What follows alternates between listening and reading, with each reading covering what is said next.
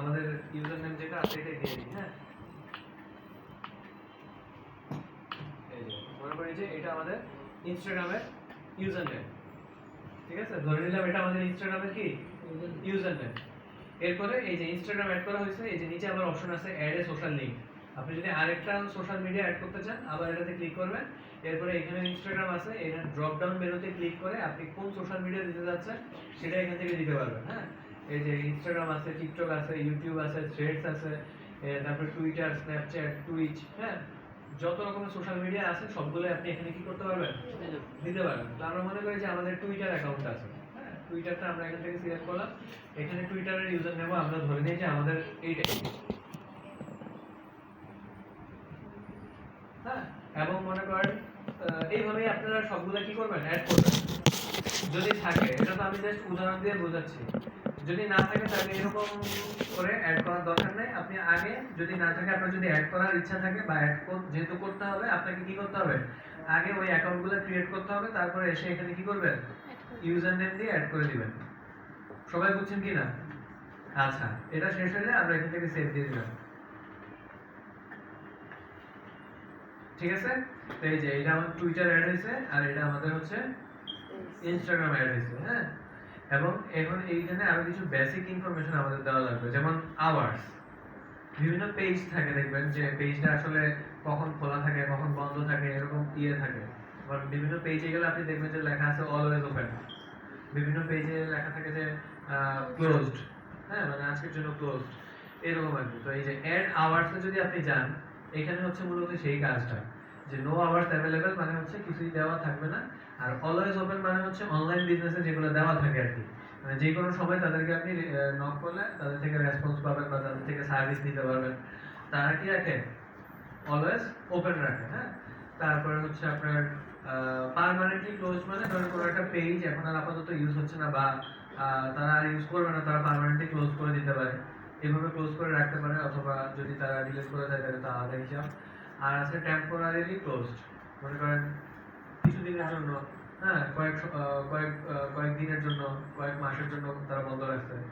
R open on selected hours হচ্ছে মূলত official জিনিসপত্রগুলো বা অফিসিয়াল পেজ যেগুলো থাকে, মনে করেন বিভিন্ন প্রাতিষ্ঠানিক পেজ, হ্যাঁ, এগুলোতে তো হচ্ছে আপনার অফিস টাইম পর্যন্ত কি থাকে, পেজের কার্যক্রম চালু থাকে। এরপরে অফিস বন্ধ হলে পেজের কার্যক্রম কি হয়ে যায়, বন্ধ হয়ে যায়। এইরকম যদি হয় তাহলে আপনি এরকম রাখতে পারেন। হ্যাঁ, আপনার পেজটা যদি এরকম হয় বা আপনি ধরেন ক্লায়েন্টের জন্য এই যে এই কাজগুলো করতেছেন, এই সেম কাজ কিন্তু ক্লায়েন্টের জন্য করতে পারেন।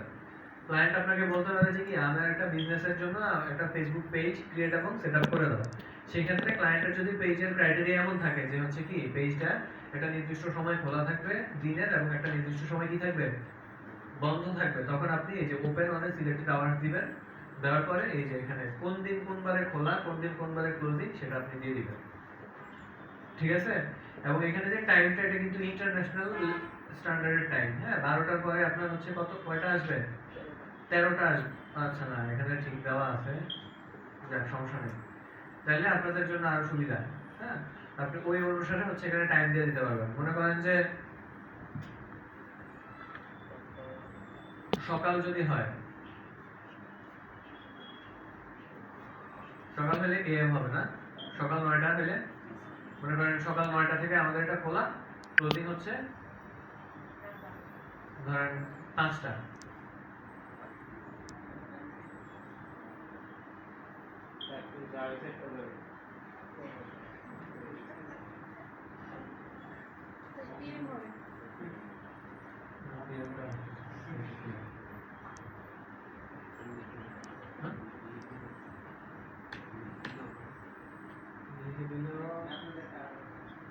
হবে বুঝছেন, এরকম মনে করেন 9টা থেকে 6টা এটা বা 9টা থেকে 5টা এর কার্যক্রম চালু থাকবে। এরকম প্রতিদিন দিয়ে দিতে পারবে।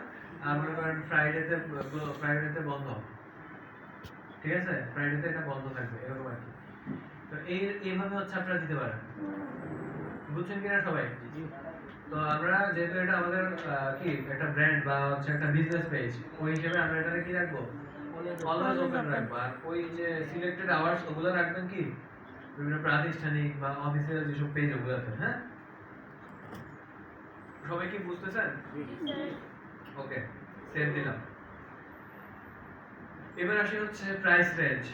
আপনার এখানে আপনি কি ধরনের প্রোডাক্ট সেল করেন, প্রোডাক্টের প্রাইস রেঞ্জটা কেমন? এটা আসলে আপনার প্রোডাক্টের প্রাইসের উপরে নির্ভর করে না, তারপর যেহেতু পেজের রিকমেন্ডেশন বাড়ানো দরকার আমাদের, আমরা এটা দিয়ে দিব। হ্যাঁ, মনে করেন আপনি যদি এই যে মানে একটা $1, হ্যাঁ, $1 মানে হচ্ছে কি ধরেন 120 120-25 টাকা, হ্যাঁ, মানে এক ডিজিট আর কি। ধরেন $9 পর্যন্ত কয় টাকা হইতে পারে এটা? ধরেন 1000 টাকা। হ্যাঁ, তো 1000 টাকার নিচে বা 1000 টাকা সমমানের যদি কোনো প্রোডাক্ট সেল করেন, তাহলে আপনি এটা চুজ করতে পারেন। আবার মনে করেন $2 সমমানের, মানে ধরেন 10 থেকে আপনার ধরেন $90 পর্যন্ত, হ্যাঁ, বা $99 পর্যন্ত যত হইতে পারে, ওইরকম যদি দিতে চান তাহলে আপনি ওইভাবেও কি করতে পারেন, করতে পারেন।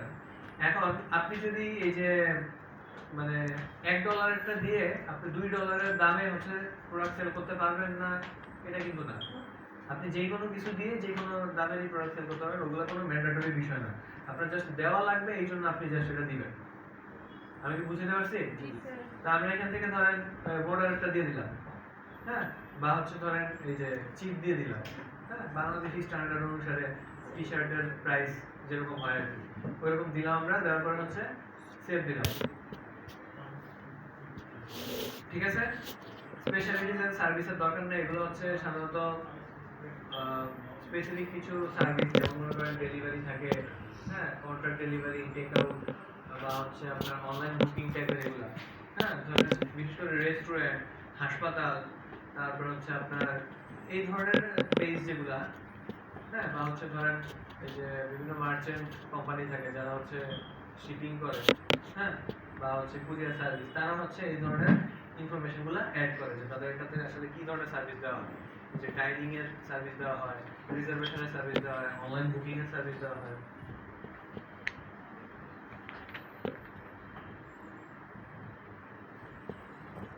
ঠিক আছে, তারপর হচ্ছে ইন পারসন ক্লাসেস, এরকম বিভিন্ন আছে, এগুলো আমাদের এই বিজনেসের ক্ষেত্রে দরকার নাই। এরপরে আসে হচ্ছে ল্যাঙ্গুয়েজ। এখানে হচ্ছে আপনি আপনার পেজের যে পেজ যেই দেশের, ওই দেশের যে কান্ট্রি ল্যাঙ্গুয়েজ ওইটা দিবেন, আর পাশাপাশি ইংলিশ দিবেন। ঠিক আছে, এখন মনে করেন ক্লায়েন্ট হচ্ছে পর্তুগিজ, তো আপনি ক্লায়েন্টের এখানে পর্তুগিজ ল্যাঙ্গুয়েজ দিবেন, আর পাশাপাশি কি দিবেন, ইংলিশ দিবেন। বাংলাদেশ হলে আমরা এখানে বেঙ্গলি দিব, আর হচ্ছে কি দিব, ইংলিশ দিব। তো বেঙ্গলি দিতে হবে, হ্যাঁ, যে BENGALI বেঙ্গলি আসবে, বাংলা লিখলে কিন্তু কি আসবে না। বেঙ্গলি দিলাম আমরা, আর হচ্ছে এখান থেকে ইংলিশ দিয়ে দিলাম। আর ইংলিশ হচ্ছে নরমালটা দিবেন, এই যে নরমাল ইংলিশ একটা আছে, এখানে ইংলিশ আবার দুই রকমের আছে, একটা হচ্ছে ইউনাইটেড স্টেটস এর, আর একটা হচ্ছে ইউকে। আমরা নরমাল ইংলিশ দিলে কোনটাই চলে আসবে, এখান থেকে আমরা সেট দিয়ে দিলাম। ঠিক আছে, সবাই ক্লিয়ার? এবার হচ্ছে আমাদের birthday and founding date, birthday অথবা ফাউন্ডিং ডেট। তো বার্থডে হয় সাধারণত যেগুলো হচ্ছে পার্সোনাল পেজ বা হচ্ছে কোনো মানে ব্যক্তি, হ্যাঁ, তাদের যদি পেজ হয় তাহলে আমরা এটা কি দিব, বার্থডে দিব। আর যেহেতু আমাদের এটা একটা প্রতিষ্ঠান বা আমাদের একটা বিজনেস, সেক্ষেত্রে আমরা এটা কি দিব, ফাউন্ডিং ডেট বা প্রতিষ্ঠা বার্ষিকী বা প্রতিষ্ঠার তারিখ। হ্যাঁ, তো এই যে এখানে এই যে ড্রপ ডাউন মেনুটা, এখানে ক্লিক করলে আপনি দুইটা অপশন পাবেন, একটা হচ্ছে বার্থডে আর একটা হচ্ছে ফাউন্ডিং ডেট। তো আমরা ফাউন্ডিং ডেট সিলেক্ট করলাম, করার পর এখানে ফাউন্ডিং ডেট কিন্তু মনে করেন আজকে আমরা পেজ ক্রিয়েট করতেছি না, এর মানে কিন্তু আজকে দিবেন না এখানে। ঠিক আছে, ফাউন্ডিং ডেট আজকে আমরা পেজ ক্রিয়েট করতেছি, মানে ফাউন্ডিং ডেট আজকে না। ফাউন্ডিং ডেট ধরেন আপনি আরো 1 বছর বা 2 বছর আগে দিবেন। তাহলে এর মানে হলো কি, আপনার বিজনেসটা আগে, আপনি অনলাইনে হয়তো বা নতুন করে শুরু করতেছেন, এতে মানুষের কি হবে, একটু ট্রাস্টেবিলিটি একটু কি হবে, বাড়বে। ঠিক আছে, এই জন্য এরকম করতে হবে। তো আমরা ধরে নিলাম যে আমাদের পেজের যে ফাউন্ডিং ডেট বা আমাদের বিজনেসের ফাউন্ডিং ডেট হচ্ছে 2023 সালে, হ্যাঁ, 23 সালের জানুয়ারি মাসে। ঠিক আছে, আর ডে যদি ডে যে কোনো একটা দিন ধরেন আপনি র্যান্ডম, আমরা হচ্ছে 1 তারিখে দিলাম। ঠিক আছে, তো এখান থেকে আমরা হচ্ছে সেট দিয়ে দিলাম। তো এটা হচ্ছে আমাদের ফাউন্ডিং ডেট। হ্যাঁ, মানুষরা এখন জানবে আমাদের ফাউন্ডিং ডেট হচ্ছে জানুয়ারি 2023। সবাই ক্লিয়ার? এই পার্টগুলো ছিল আমাদের পেজে বেসিক যে ইনফরমেশন দেওয়া লাগবে, ওই কাজগুলো। হ্যাঁ, এখন এর বাইরে আমাদের আরো কিছু কাজ আছে।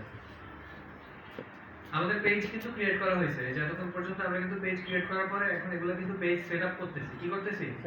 সেটআপ করতেছি। হ্যাঁ, আপনি যখন একটা ক্লায়েন্টকে কাজ করে দিবেন, আপনাকে কিন্তু এই ধরনের